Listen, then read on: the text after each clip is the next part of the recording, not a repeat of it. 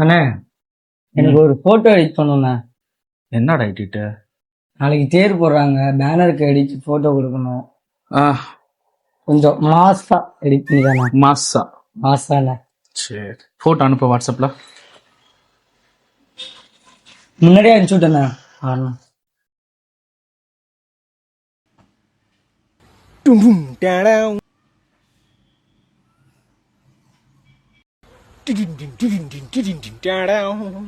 என்னடா போட்டோ இது? எப்படிடா எடிட் பண்றது? இதை பெரிய எடிட்டர்ல எடிட் பண்ணு பாய். ஒரு 1/2 hour கழிச்சு வாங்க. போங்க நீங்க போயிட்டு வாங்க. பாய் ரெடி ஆயிடுச்சா பாய்? செம்மையா ரெடியா இருக்கு.